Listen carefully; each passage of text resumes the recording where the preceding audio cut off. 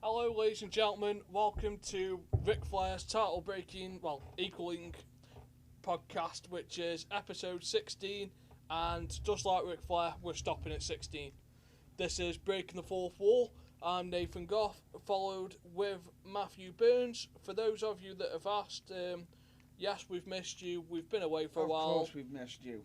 Due to some unforeseen circumstances and some political bullshit that's following out there in the world of... You wouldn't be blaming a certain country now, would you? Yes, the country is backwards. No. Don't even go there. We're not getting sued. Don't give me a reason to sue us.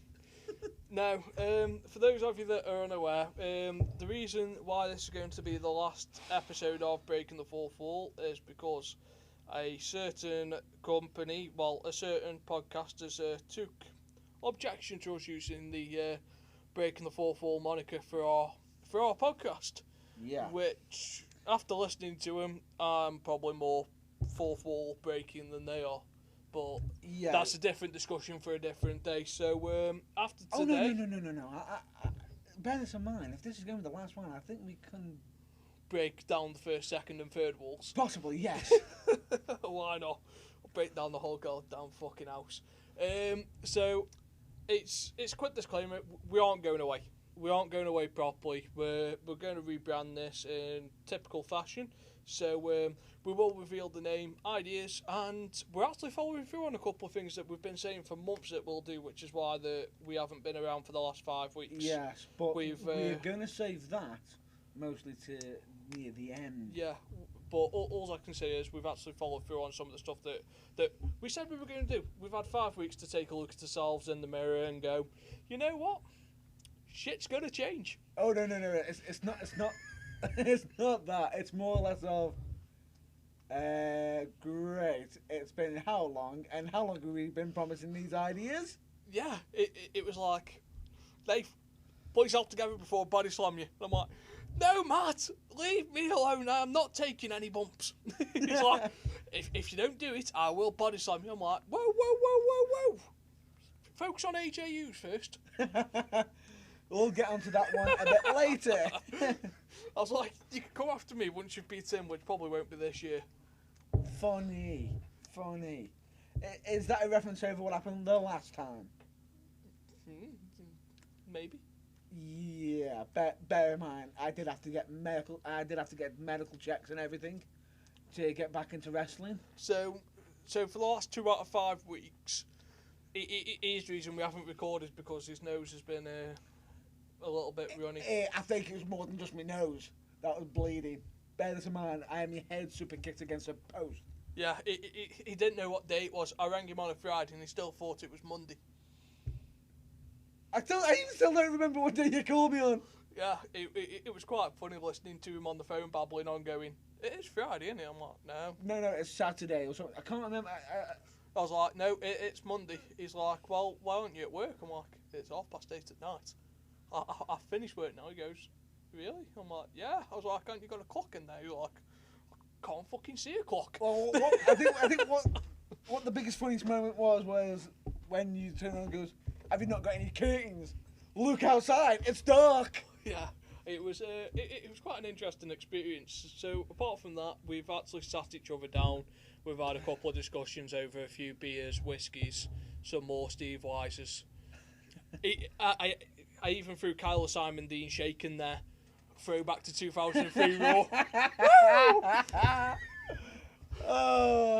So, yeah. The other thing is it didn't quite taste like a Simon Dean shake. It actually tasted nice. Yeah, so we've been there and we've had a good look at ourselves and we were like, maybe this is the change that we needed.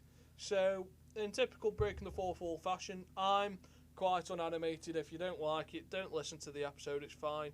I really couldn't give a shit. And as you know, I'm Matt Burns, as my colleague always usually says. Go on. He's kid friendly and he's here to please all of you.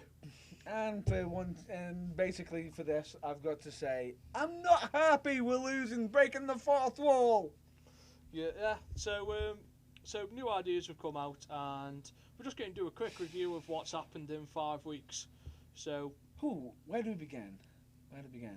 Rox called Lana a streetwalker, which was brilliant, and told her to shove a bottle of Smirnoff up her Putin, which was brilliant.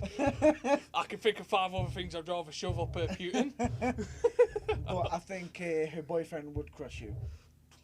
I'd crush her first. And just put her name backwards, and that's what every man in that audience wants with her. I'm pretty sure of that. And I'm surprised The Rock didn't use that. Oh, I'm surprised. I'm quite surprised he didn't use that, but he probably got warned Yeah. beforehand. This is PG Rock. Yeah, there's 10,000 people in that audience, 5,000 of them are kids, 2,500 of them are mums that don't want their kids knowing what that 4-letter word means. And in case some of you don't know what the actual word is backwards, it's A-N-A-L. Put it together. Yeah. And so that's hang on. Is this me not being too kidly friendly? What's going on? I'm surprised you know what that word is. You know, you've been on Planet Funk. I could say so much to that. I could. I said Planet Funk, not fuck. I know you said funk, but even so, I think, we do have the dictionary on that planet. Really? Yes. I thought it's just rainbows and butterflies. No, we do have a dictionary. Brilliant. So what else has happened? The Rock's come back and made Rusev look Oh, pointless. that just looked... And all this was because of the whole shabuckle with Big Show. Which is actually pre-planned. Not many people don't know. Him actually pulling the flag down, they knew was going to cause a lot of animosity in Russia. You're guaranteed. When they had the flag match at SummerSlam, it's actually a disgrace for their flag to touch the floor. And it accidentally touched the floor. Yeah. So, them pulling down the Russian flag and making that touch the floor, it actually made Russian media television. Yeah, it didn't kick off as bad as they thought, but it still made mainstream television. Even so, do you know, I think what made it worse is the fact of, on WWE.com, we are very, very sorry over the issue of it, but then right underneath it's got the YouTube clip of it, of Big Show doing it, to sort of remind them what the hell happened. This is what we're sorry for. Really? But very sorry, showing it every time. This is what we've done, and we'll play this every week now. Exactly, that's what I mean. They haven't just played it not just once. They played it on SmackDown. They probably played it on main events. I'm surprised they haven't played it on NXT. I think they might have at some point. I don't know. It depends on if Rusev was on it, which I don't believe he has been for a bit. No, he's been on the mainstream. Yeah. Essentially, look like they're on the way up because Bray Wyatt has freed Rowan and Harper. Yes, I've noticed that. I thought it was just going to be just, Harper. No, he's freed both of them. Which I've noticed. Is it too early after the Shield have split up? Like, are they going to be stuck in, like, the dirt tails of the Shield? Because, let's be honest, the Shield is tearing it up at the moment. Oh, yeah, of course. Definitely. If you can't see a main eventer out of any member that's been a member of the Shield, then who are you kidding? Yeah, they're tearing it up. Roman Reigns is moreover now that he's shown he's actually vulnerable a bit. A hernia operation has done more for Roman Reigns than a 3-month program with Randy Orton. I'm just glad he didn't pull an X-Pac. What, and ripped his anus? Exactly. But, in all fairness, I can't see Roman Reigns doing a Bronco Buster. No, but even There's something about a 6-foot something bloke trying to ride the ropes. No, but come on. X-Pac. I couldn't believe when he did that. Couldn't believe it's like, yeah.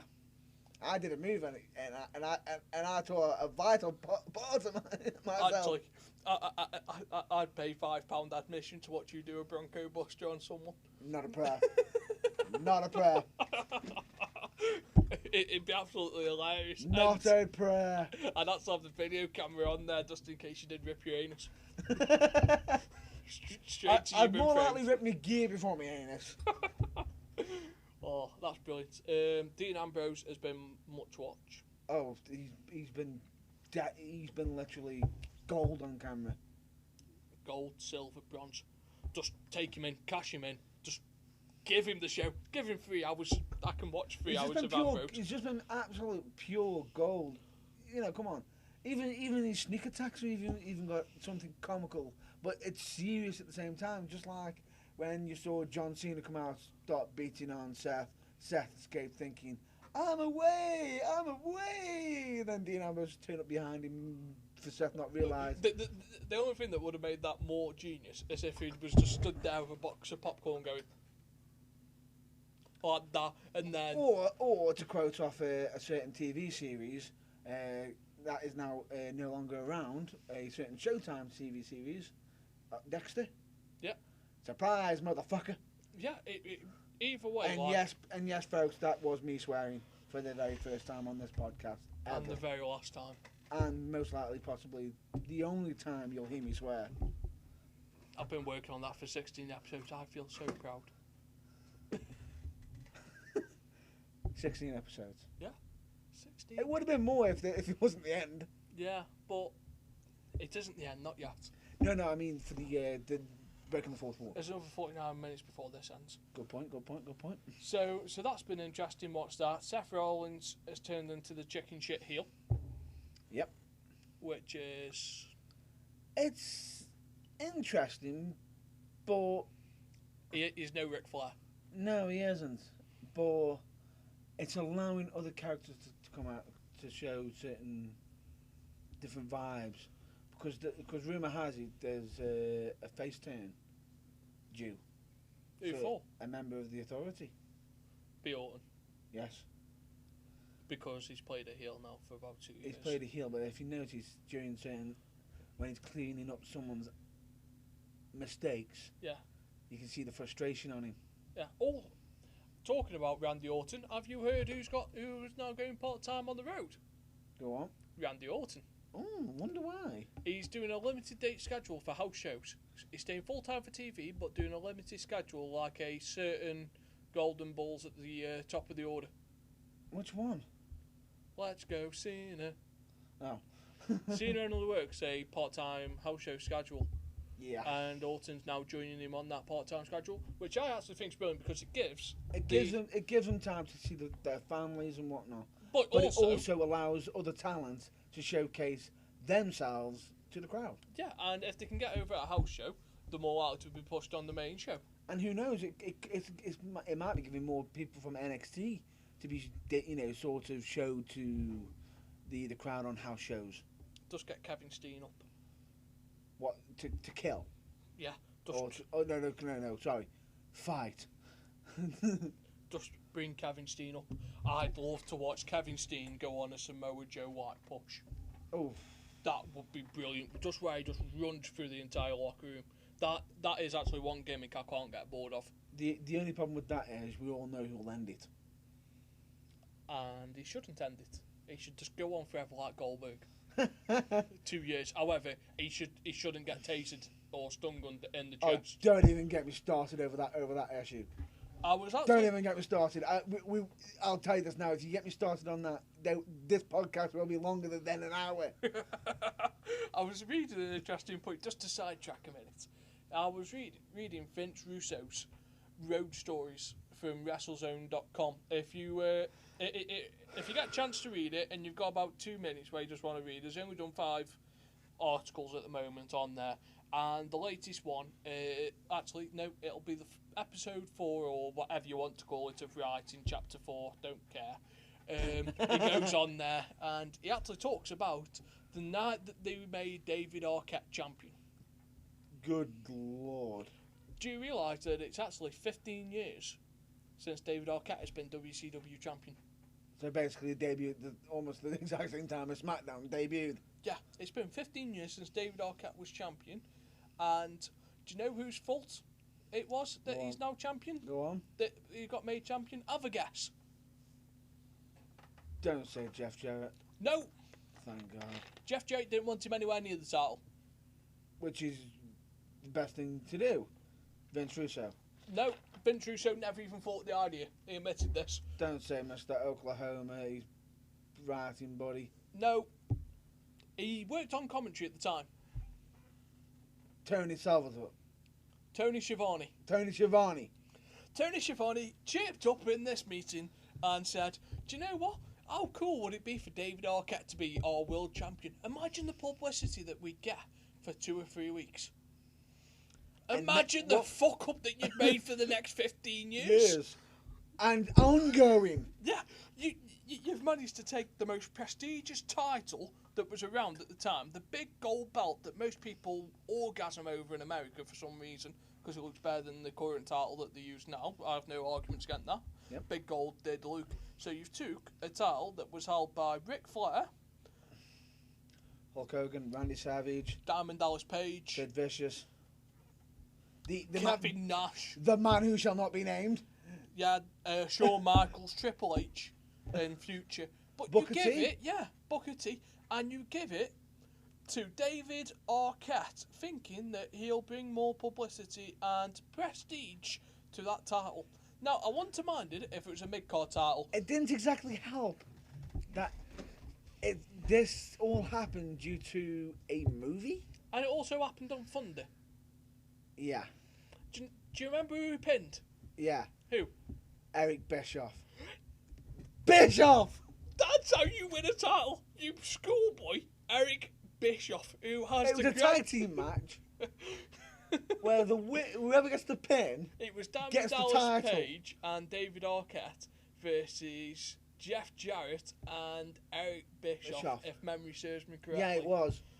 Trust me, I know it was. Yeah, I wouldn't mind if it was a mid-card title, television title. Go ahead, throw that shit on him. But this is your main title. This is the one you focus your promotion around. You don't see UFC going, hey, Hugh Jackman, do you want to hold our title because you look a badass with them metal claws? Let's see if you can take on Cain Velasquez. Yeah, you know the guy who floored Brock Lesnar. Yeah, and you don't see him going out to Hugh Jackman, Vinnie Jones. Come on, you're a badass in these films. You know what? You could have our title because you are the ultimate fighting champion. Because you just look and go. You just laugh. But it was. Hang on. It's almost like turning up and going to Sylvester Stallone. You fancy taking on the world heavyweight boxing champion? Yeah. Because you played a good boxer in Rocky. Yeah. You can run up the top of the stairs after if you can stand after 12 rounds and you can go, Adrian! But no, it's... Good Lord. He actually has no regrets about making David Arquette champion. No regrets. In all fairness, Vince Russo, I applaud you because you actually made the Attitude Era what it was with your writing because you were vetoed by Vince McMahon. That's brilliant. But how can you not regret? Well, have you actually seen Vince Russo's booking in WCW? Yes, because he had no veto. He was the sole purpose of the second crash. No, he wasn't the sole purpose of the crash. Eric Bischoff allowing the NWO to book the show before Vince Russo got there is part of the problem. No, I think it's a mixture of things because I've seen a lot of documentaries on this, and I think what didn't exactly help was the fact that they let him get so far, and then somebody else took the reins, and then the person in charge was changing all the time, and then eventually they decided to give it to Vince Russo and his writing partner, and the Millionaires Club versus the Brood. What was it? The Filthy Animals. No, the New Breed or something. Yeah, whatever it was. It wasn't a fantastic feud. No, but it wasn't. It didn't scream to you where the NWO did scream to you, but then you knew how bad it was because as soon as they were done and dusted and thrown out the company, Eric, you fancy coming back? And all of a sudden, they then tried to recreate the magic of the NWO, and it fell flat. It didn't. In all fairness, I don't blame Vince Russo for the fall of WCW. No, I blame them not having a proper writing structure. If you read about how they booked how the show. They booked the show while it was being filmed. Yeah. Which is what WWE are doing at the moment, which is why it isn't constant. Whereas before, Vince Russo said that the show was written 2 days before. If they needed to make any tweaks, then they could. But the show was written before it recorded. Now, as it should be. Now, it's basically like picking some shit up and straight against the wall. Oh, you mean like a certain a certain food product that you mentioned before, would that be spaghetti? Yeah. But it's like you can't write a wrestling show like that, and it's very loose. It's too loose. The problem with that, the only time you can possibly do that, you can appreciate this. No, I can't, because when you're doing that sort of scripting and whatnot, I'm telling you now, it's not great. It's not great because the wrestlers get confused. They don't know where they're coming or going. There's no direction, and the biggest problem with that is the only time I think you can possibly do that sort of booking is when you're the only company around that's the biggest. Oh wait, WWE are, so that's why they're doing it now. Yeah, because like people can't crap on them for doing it because I'll go watch something else. Good luck. Yeah, exactly. But there is a few companies out there that they can go to. Yeah, but it's not as mainstream. No. TNA's turned into WWE messed with ECW. Which, in all fairness, it's getting them some ratings. It's getting them some ratings, but it's having a hard time. It's got that uphill battle. Still. And like, it's basically like they're trying to do it on like a shoestring budget. Now, Mark Madden, bless him, he said the only way to make profit in wrestling is to start off with big money. CGFW, Global Force Wrestling. Yeah. If those of you aren't aware, are doing a co-promotion on January 2015 with New Japan Pro Wrestling. Have a guess how much money Jeff Jarrett's put into this promotion. Go on. Of New Japan Pro Wrestling. I'm taking that a lot. Sweet FA. Oh. All he's got to do is turn up, and this is free publicity. Which is brilliant. So basically, he's using their name, and he's just co-hosting it with the GFW brand, because how many wrestlers do you know that have got a contract with GFW? Good point. None. A television deal? None. Arenas? None. Producers? Probably himself. And rumoured to be Scott D'Amore. Which isn't a bad wrestling mind. No, he isn't a bad wrestling mind because he's produced some talent. Yeah, like Team Canada was brilliant when he had P.D. Williams. And he also trained Chris Sabin, I believe, as well. Yeah. Who I've actually seen in person. And yeah. But, however, when you've got no talent, no referees, no television deal, you're getting a free deal. Yeah, here you go, Jeff, take off the gate. Please, free money, yay! Now, I'll say this now. If any promoter got that handed to them and they just went, nah, I think I'll try it myself, they should be shot and hung. However, if this goes terribly wrong and it doesn't work, Jeff Jarrett's had to go out. None of them are my wrestlers. Exactly. Brilliant. There you go, that's Jeff. What I mean. He's got nothing to lose here. He's got 100% to gain and nothing to lose and no liability. It's brilliant. And this is also going on when TNA should hopefully have a new TV contract. I don't know where this is coming from. Rumoured WGN America. Ooh. Which don't do any original programming apart from a couple of reruns. Don't advertise their own programming for some reason. But God knows why. it's stupid. Yeah. However, good luck to TNA. I hope you prove me wrong. You never know. I am sincere when I say that comment. I hope you prove me wrong. You never know, because even though I've been watching bits of it, right, and I think they've had a few gems on there, a few gem moments. Please tell me you did see the last of the series. Yeah, they've had a few gems, but in that gems have been a whole lot of filler. Oh, yeah, it's a bit like Raw. Raw is 2 hours of filler with 45 minutes of gems. What did you think of Spud? Me and you had a chat about Rockstar Spud the other day. Yeah. Along the lines of, you love him because he's quite entertaining, and along the lines of me thinking that you can't wrestle. He's just a vanilla indie wrestler. The scary thing about it is, I saw Spud before he was the Rockstar Spud. Yeah. Phenomenal wrestler. Like, he's entertaining on the mic, but so is Grado. The problem is, I think the big problem that some people have got with Spud is they haven't seen his previous work. No. Really, they didn't know much. He sort of come out of nowhere. Like on the Americans don't know who. When he came to the boot camp, they didn't have a clue who he was.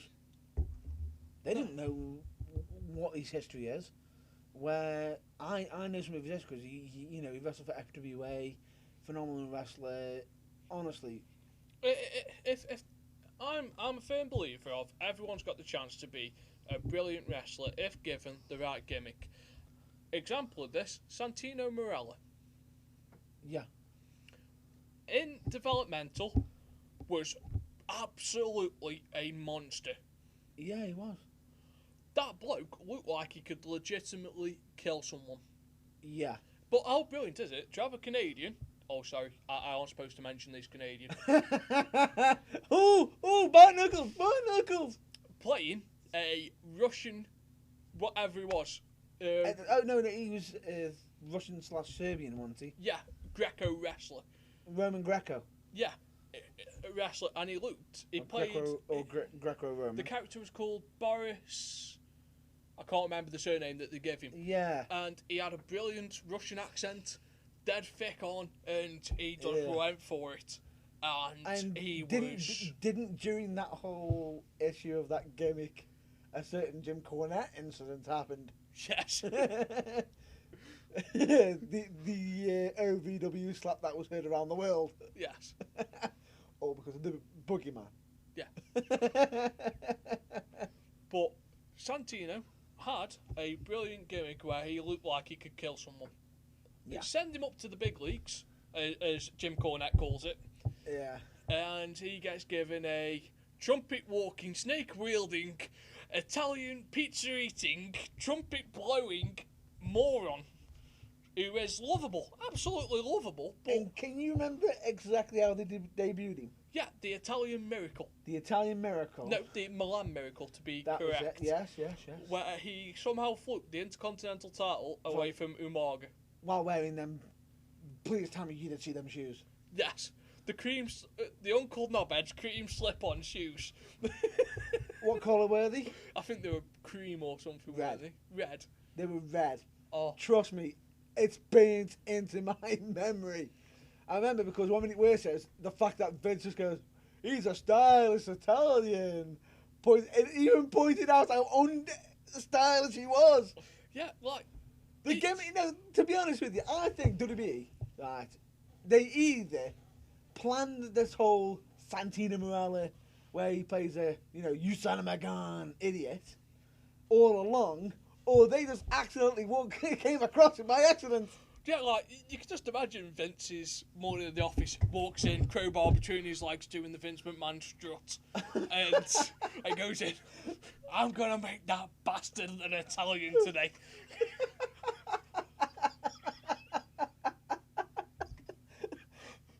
And you can just see that going, Vince, I'm Russian. You've just reminded me of a shoot video from a certain Cornette. Have you seen it? The one where he's on about certain people. We've got our biggest, meanest villain. He's got long, flowing blonde hair. You know what I'm on about, don't you? I watched this yesterday because I think he's with Paul Bearer. No, he wasn't with Paul Bearer. He was with somebody else. It was to do with RC booking, I think it was. On Wrestle Talk TV. It was sort of brought up on Wrestle Talk TV, but it's a different shoot that says. He literally just goes. So they sent him off for a small, sort of spot part. But he's supposedly like one of the OVW champions. He had long, flowing hair. And next night he comes in for OVW and he comes in bald. He looked terrible. Yeah. And we're like, he's our current champion. What happened to his hair? Oh, no, he went. Right. I remember this because he went. He goes, why are you bald? He goes, well, creative wanted to see what I look like. Exactly. Yeah. What, they can't imagine it? They just shave your freaking hair off? if they wanted to do that, why didn't they actually call me up? Give me 2 weeks. 2 weeks. I'll shave the bastard. I would have shaved the bastard's head off and made good ticket sales out of it. You know, just take up the talent. And I believe that was that was during the his issue with John Laurinaitis as well. Yeah. Mr. Yes Man. Yeah. However, Your stomach's hurting now, isn't it? Yeah. However, could you just imagine talking about gimmicks now? We're going off on a tangent here, people. Just hold on. Hold on. Enjoy the ride. Just enjoy it. And could you imagine the meeting that they had for the Spirit Squad? Right, I want 5 cheerleaders, and I'm gonna make them look fucking gay. No. Who said it was Vince McMahon who even walked in? Who said it could have been John Laurinaitis? Well, I can't even do the accent. I'm too busy laughing. But could you just imagine that? Right, I want these 5 men. I'm going to dress them up as cheerleaders, and they're going to go against Generation X. Oh, don't make it worse. 3 of them every year's the gimmick. Why would you reuse that gimmick? In Chikara Pro. That is the worst gimmick. They used it in Chikara Pro. If you watch the Legends of the Round Table, Jim Ross calls that his worst gimmick that he's ever been a part of. Ric Flair had to wrestle them, and Ric Flair said he couldn't take it seriously. Big Show lost to them. Big Show and Kane. Yeah, but you've got 5 perfectly good wrestlers. One of them has been a future world champion somehow. No, one of them has been. Yeah. Has been a world champion, not future. One of them has been a world champion after that gimmick. Yeah. Now, if you give anyone else apart from that bloke... Oh, just so you know, in case you're wondering on which one, just look at, I believe he's the IC champion right now, is he? Yeah. Is he not? Is he now here to show the world? Because my name is Dolph Ziggler. Yeah. Which was... What sort of gimmick's that? Going around, my name's Dolph Ziggler. It doesn't matter what your name is. I felt so sorry for him. Did you actually see the gimmick he followed that he had to do before the Ziggler, but after the cheerleaders? Do you know what gimmick he had? You're going to remind me. Kerwin White's chauffeur. You just clicked in now, haven't you? Kerwin White. What a waste of a gimmick. Yeah. That is possibly one of the worst gimmicks ever given to Chavo Guerrero. Could you just imagine? Right. Was this was, you know, God rest his soul. Thankfully, it was before the unfortunate. But who came up with Kerwin White? Could you just imagine that? Right. We know you're a Guerrero, and we know what that name means in wrestling. And you are Mexican. Yes. However, we're going to turn you into a white aristocrat. You can't even pronounce it right, no. can you? I'm not even going to attempt it. Aristocrat? No, I can't pronounce it. Aristocrat. Basically, a all-good American with a white fence who thinks too much of himself, aka JBL, but managed the millions and millions of money and the Longhorn stuff. Yeah, but that is. Why? Oh, and a golfer. Just give him the Guerrero, give him the Frog Splash, give him the Three Amigos, give him the Lie, Cheat and Steal. Sold! He did have it, if I'm not mistaken, with Los Guerreros. Yeah. But they just wanted to turn him heel. There's plenty of ways to turn him heel. That wasn't one of them. And that makes this more weirder. He went under a different name in WCW. Can you remember it? Lieutenant Loco. That's Chavo. Did he go with Major Guns at the time? I'm not sure if it was him. That might have been Corporal Cajun. I don't know, but I miss Major Guns. You've been watching too much porn again, haven't you? They were Major Guns. You've been watching porn again, haven't you? No, but I've just got Stacey and Major Guns on repeat on my iPad. I thought so. Where Stacey somehow loses a match due to a full passing pregnancy. And actually, coming to wrestling logic. Back. Rewinded. Because she so, Stacey Keebler had this match where it was, you started off in the ring, and then you had to take them up to the mud, and then you had to pin them in the mud. So why not just start the match in the mud? Make more sense. But why ever lose a match due to a miscarriage? Because technically, she shouldn't be wrestling if she was pregnant. Pretty much. You have to get medically cleared. Yeah, so all this assuming, like, I can suspend belief for... Basically, what they're saying there is, she somehow managed to bypass the medical board, that she's not, saying, I'm not pregnant, but she supposedly is. Yeah. Where's the realism? Like, I can suspend logic for so long, but, that's a little bit ridiculous. And the return gimmick was a little bit ridiculous as well when she came back. And was it Sean Stasiak that she was with? Sure, I don't know. Might have been XS. No, Alex something. Alex Wright. Yes, Alex Wright. A.K. Berlin.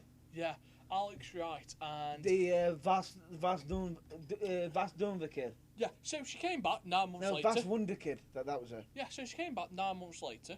Fucking that must have been a long pregnancy. Because you can miscarriage at 0 weeks. I'm not saying anything. Get re-pregnant, 9 months later come back. Good logic again, WCW. Right. She comes back after 9 months. Surely you would have given her 18 months off for like paternity and shit like that. Yeah. Because no woman gets back into that good shape after that quick for wrestling condition. And also, yeah, it's a lot of time, and then you've got to get match fit trained. So she comes and back. Get a bit of ring rust. She pushes this pram in the ring, takes this pram in the ring, and have a guess what's in there? Go on. Loads of pictures of Alex Wright. Yeah. And you've got her wearing this paternity dress with this non-existent dress on underneath. Yeah. That is a waste of a return. That is not how you write a return. Yeah. But be grateful, though, that they didn't do a Snitsky. Yes. However, so taking this roller coaster on a turn now, coming back to... Rewind again, rewind. Yeah, so we've got plenty of rewind right now because we've gone completely off subject. Yeah, so coming back to normality. Now we've had our little rant about things that shouldn't have happened in the last 15 years since Vince Russo gave... Oh, good God. Whatever his name, the world champion, David Arquette, the world championship. Don't even get me started over that issue. So, we've had SmackDown's 15th anniversary show as well. Yeah. Which wasn't much of a 15th anniversary show. It was more It had a lot of hit and misses. Yeah. Because they had The Rock and Triple H. In a pre-recorded segment. In a pre-recorded from Raw. Which is supposedly going to be one of the 2 main events at WrestleMania. Oh, no, it's not. It might not be happening because there's a rumour that The Rock doesn't want to have his face harmed because he's got movies or something like that. Just don't hit him in the face. It's wrestling. Just don't hit him in his face. Don't actually connect. Yeah, I'm pretty sure it's... I think he's scared that the pedigree might go wrong. Well, just don't use the pedigree. Use a spine buster on the steel steps. I'm pretty sure, if not Rock, Triple H should face Sting if Undertaker isn't in. Or somebody, yeah. If Sting wants a match, he should either face Undertaker or Triple H. Good solid match. Good solid match with someone closer to his age. I wouldn't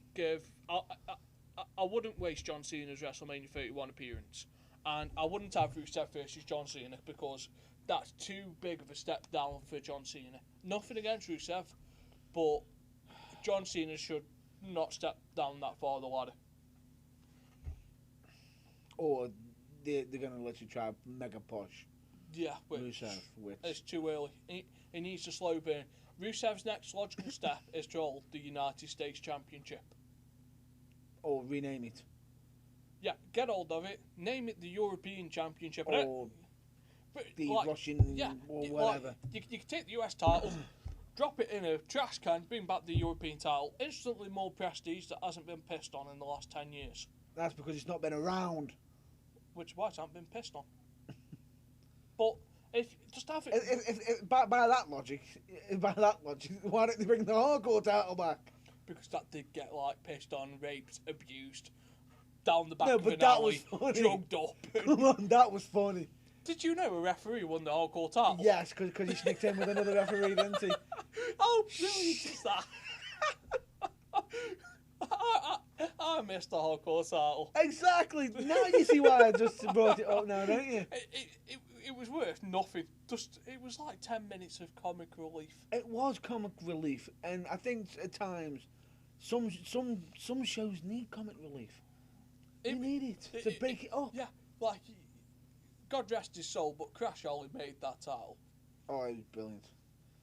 What did he claim he? What weight class did he claim himself to be? Super heavyweight. I'm sorry, but my horse weighs more than Crash Ollie. God rest his soul. Yeah, but he made that title. Like, he should not have won that many matches, No. but somehow he did through just sheer entertainment. Exactly. And Al Snow and Road Dogg and Steve Blackman fighting over it. Raven going through a door, holding onto a shop like a cart, with Kane choking him. With Kane choking him in and almost cutting the lights off the arena with Big Show around. Like, in case you're wondering what we're after, if you can't find a clip of this, you've got to be blind. Go on YouTube, search WrestleMania Hardcore Title Match Triple Threat. You'll find it. I think it's WrestleMania 2000. You'll find it. If not, just go through the entire series of Botchamania. It will pop up. Because the cart wasn't supposed to go down the ditch. No, it wasn't. And if I recall... Because they were supposed to take it out to the arena, weren't they? If I recall, they almost ran over one of the opponents, didn't they? Yeah, which wasn't planned. Oh, let's just drive down here. Quick, break. And you can almost see the wheels on him. Yeah. I did it for The Rock. I think they literally tried... No, I think, was that before or after? That was after The Rock and Rikishi incident. So basically, what they unintentionally did is imitate Rikishi using a go-kart. Yeah. See, I reckon, if given the chance, we could probably put out a 3-hour entertaining wrestling show where people go, you know what, that was good, funny, and entertaining all at the same time. Yeah. Because... Oh, as much as you can say that the hardcore title doesn't mean anything, okay, it doesn't mean anything. It means next to nothing, but it's entertaining. It brought such entertainment value. And I think, bear in mind, even though it was the hardcore title, I'd say it was at times PG. Yeah, like... Come on, referees. Referees winning the title. I'm pretty sure Ho won the world title. Yeah. Not the world title, the hardcore title once. Yeah. Which was brilliant. Could you just imagine the Godfather protecting Molly his Holly won the hardcore title. See, now just imagine this. The Godfather walking around with millions of bitches protecting this one in particular because she's the hardcore champion. What up in that? And do you make it more funny? Do you know what his actual job is right now? Yeah, he's a... He owns a lap dance.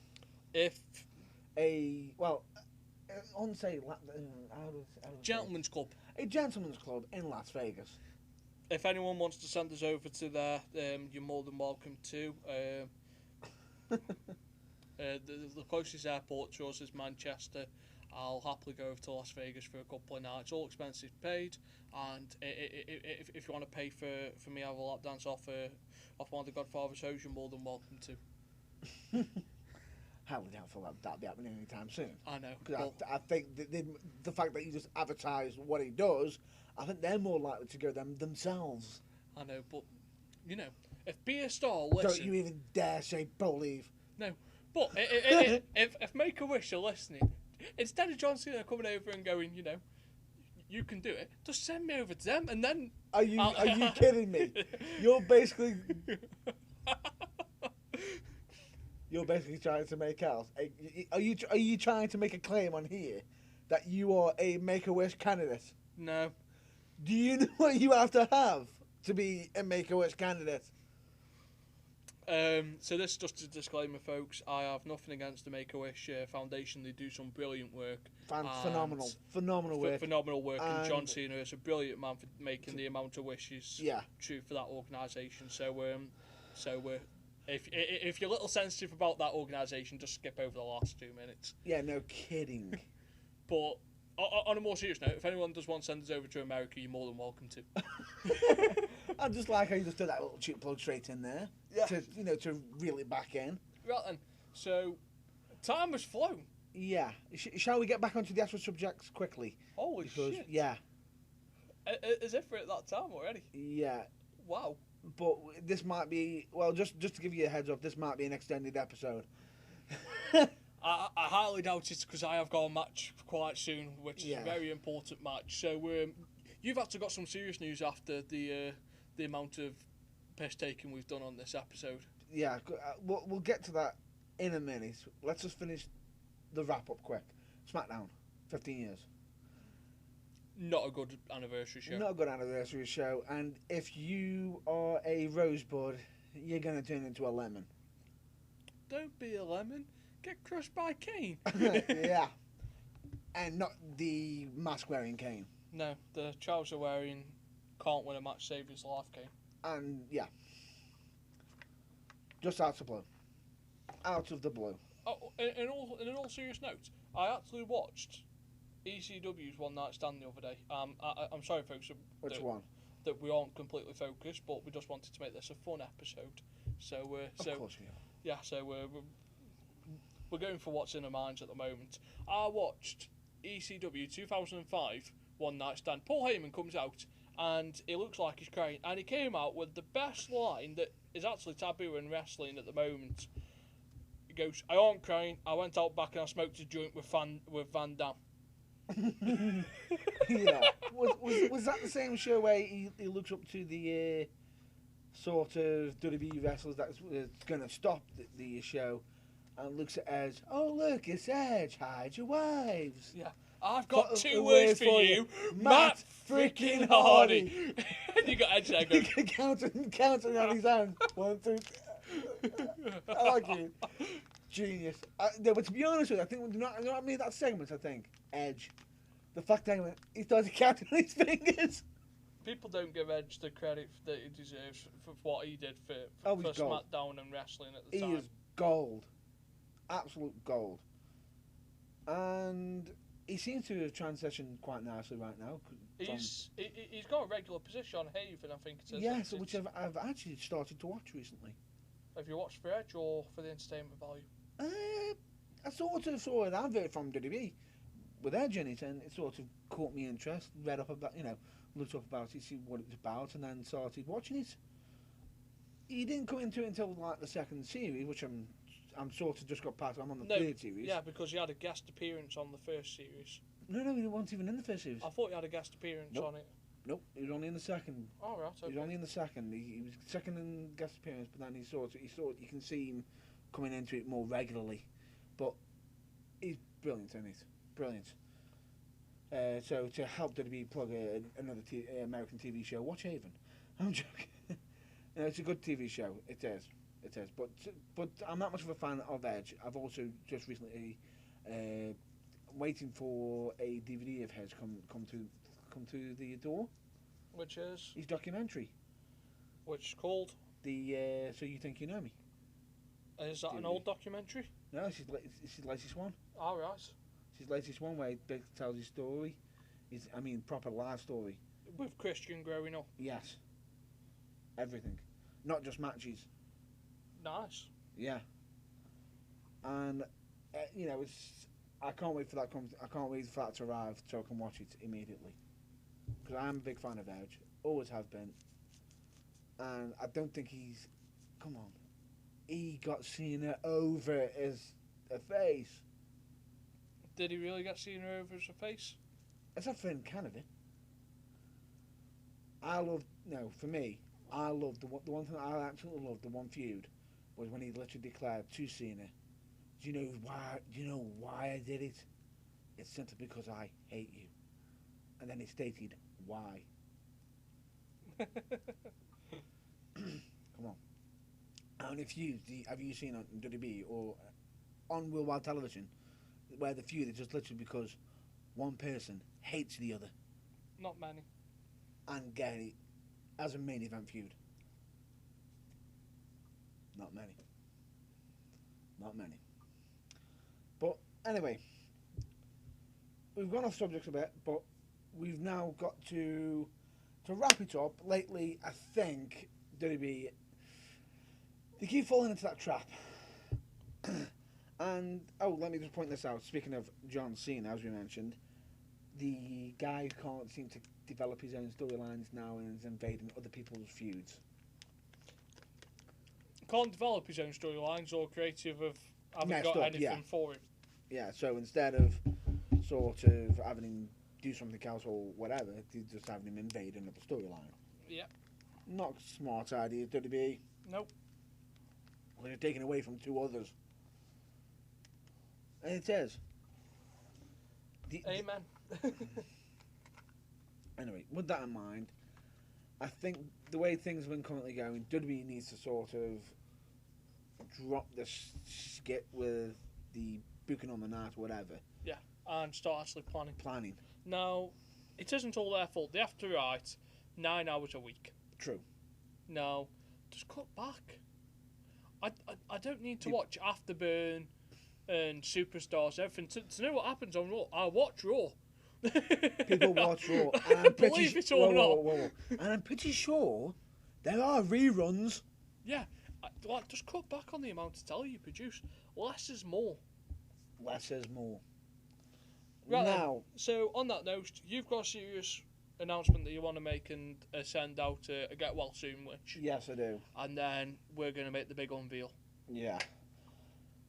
It was announced so it was sort of brought up on a fellow wrestler's Twitter last night that he was diagnosed with cancer. And the wrestler's name in question is Chris Travis, who I've actually met him in person and I've actually spoken with him. He's one of the nicest guys I've ever met and a absolute phenomenal worker. This guy, right, for a month, bear this in mind, because he's only recently had the operation. For an entire month, he's had the C word, diagnosed with it, and still producing match of the night. Yeah. Still producing match of the night. Well, he's brilliant, and he's actually tried out for TNA as well. Hasn't He has. On more than one occasion. So people might actually see him this time. He even had a backing from Chris Masters himself. Yeah. And a few other people. So phenomenal wrestler. So with that in mind, I'd like to give out a proper get well soon Chris Travis. Yeah. Right then, on to some more positive news. We mentioned at the top of the show that we won't be producing any more Breaking the Fourth Wall. This is the last episode. However, we are going to be... Whoa. So, some of you might be thinking, this is goodbye. So long, farewell. Yeah, not happening. No, not happening. We're going to rebrand. Having 5 weeks off has actually given us an opportunity to look back and see what we should have done and what we can do going forward. I do find one thing funny though. What? What we're going to be rebranding to. Yeah. And you unintentionally didn't even realise. Oh no, it wasn't unintentionally. Like when we first started this, for those of you who aren't aware, we are actually good friends outside of the wrestling world. Yeah. We didn't meet at a wrestling show. He didn't even know I like wrestling. We actually met on a drunken night out where you decided to RKO me. No. I'm joking. It was actually just by chance of flukiness of me being at a punch bag on a night out, like trying to show off and failing miserably. You had backup. Yeah. And then you got back up. Yeah, there was a fair amount of backup there. So I take it you just didn't expect the crossbody from out of nowhere. No. Sorry, Orson. Yes, I can. The RKO is quite good, but I think the crossbody from out of nowhere is more devastating from a big guy. So that's how we met, and after about 12 months of just random chatting and bouncing some ideas off me, we had the idea to come up with a podcast, which wasn't pushed by Matt. It was actually more pushed by me, because I've got quite a few opinions that are sometimes entertaining to hear, sometimes piss people off. Yeah, I'm a bit like Marmite. You either love him or you hate him. Yeah, you'll either Or like you love it to or hate him. you'll either like it or you won't. So that was that. But we've decided to rebrand it. The name of the new podcast will be The Burning Truth, which ironically is named after one of Matt's old gimmicks. Well, it's not actually over a gimmick. It was on an old part of the old website where it used to be, where I was able to get my rant out. Yeah. But this was during the my bad guy phase. Yeah. So taking back to that, we're actually going to rebrand it The Burning Truth, and episodes are going to start in about 2 weeks. Possibly or sooner. We don't know. Sooner, it'll be within the next 2 or 3 weeks. We're just waiting to finalise some things. The website will be up. We've been promising a website for a while. And just so you know, it or not, the website will be up. I've spent the last 3 weeks working on some details with GoDaddy.com to get this website going. Sadly, but by the way, nice plug there. Sadly, Candice Michelle does not come with this website. I was disappointed. So I wanted to do a GoDaddy spin that she used to do, but no. Yeah, you've got YouTube. Yeah, but so that'll be on there. The Burning Truth. We're going for .com. If there's any changes, we will let you know. But that's what we're going for.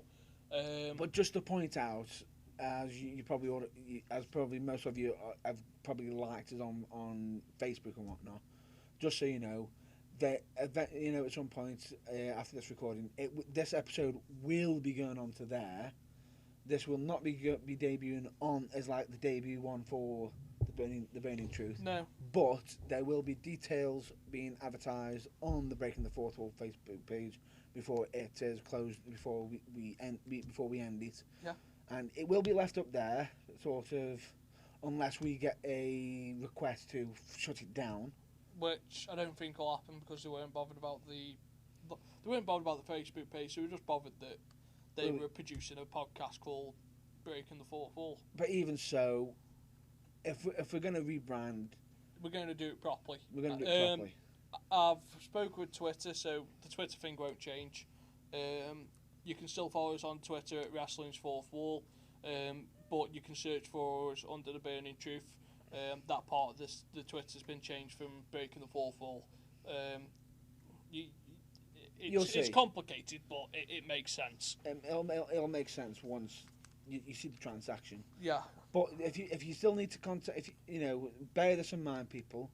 You might not be able to contact us through the Breaking the Fourth Wall at hotmail.com anymore. Outlook. Oh, Outlook. We'll keep it open for the next Outlook. 2 to 3 weeks. 2 to 3 weeks. But I will be turning it off in November. Yeah.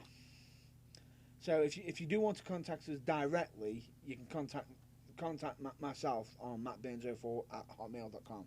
And you can contact me through Facebook as always.